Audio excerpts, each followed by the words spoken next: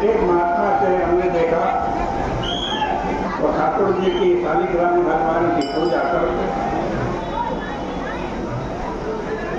तुलसी के सूखे पत्ते रखते, उनमें से एक पत्ता रोज शालिग्राम भगवान को चढ़ाते। जब पूरा पत्ता नहीं चढ़ा पाते तो उसमें से जरा सा एक कणिका ही लेकर के चढ़ा देते। वस्तुतः भगवान की पूजा में वस्तु की जरूरत नहीं, केवल भगवान की जरूरत है। भगवान कह रहे उद्धव जी जैसी मूर्ति हो वैसी ही पूजा करनी चाहिए।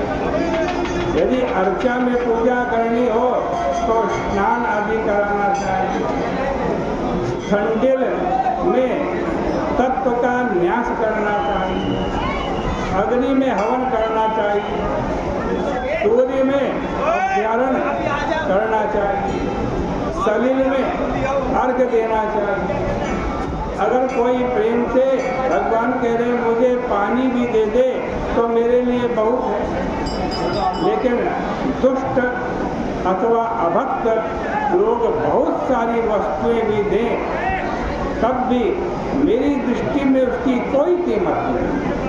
पवित्र होकर पवित्र भाव से जैसे अपने घर आए हुए विशिष्ट अतिथि के हाथ पांव धोते धुलाते हैं, आचमन कराते हैं, वैसे ही मेरी भी सेवा करनी चाहिए। भगवान कह रहे हैं उद्धव जी पूजा के पहले अपने अपने शरीर की भी भूत सिद्धि आदि के द्वारा उसको शुद्ध बना लेना चाहिए। फिर मेरी जीव कला का ध्यान करके और पिंड में उसकी पूजा करके परमात्मा में हो जाना चाहिए। मेरे जो आयुध हैं, अस्त्र हैं, आभूषण हैं, पार्षद हैं, उन सबकी भी पूजा करनी चाहिए। आगम देवता आदि की भी पूजा कर लेनी चाहिए। स्वर्ण धर्म नामक अनुवाक आदि का पाठ कर लेना चाहिए। जैसे शास्त्रों में विधि बताई है भगवान कह रहे हैं वैसे मेरी पूजा करनी चाहिए, हवन भी करना चाहिए। और उसके बाद नारायणात्मक मूल मंत्र का जप भी करना चाहिए। मूल मंत्रम जपेत ब्रह्म स्मरण नारायणात्मक। इसके बाद विश्वक्सेन आदि को की पूजा करके प्रसाद देना चाहिए।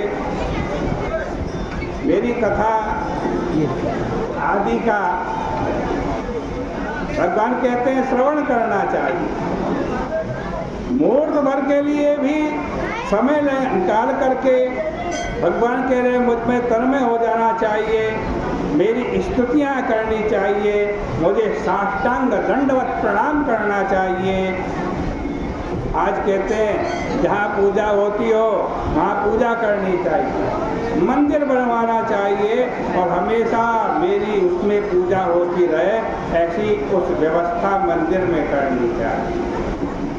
ब्राह्मण को दी हुई वस्तु का हरण नहीं करना चाहिए। जो कर्ता को फल होता है वही उसके सहायक को भी होता है, प्रेरक को भी होता है और अनुमोदक को भी होता है।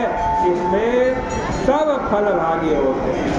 इस प्रकार से श्रीमद् भागवत महापुराण के 11 स्कंद का ये 27वां अध्याय यहीं परिपूर्ण होता है। कल को 28वें अध्याय की चर्चा होगी। बोले गंगा मैया की जय।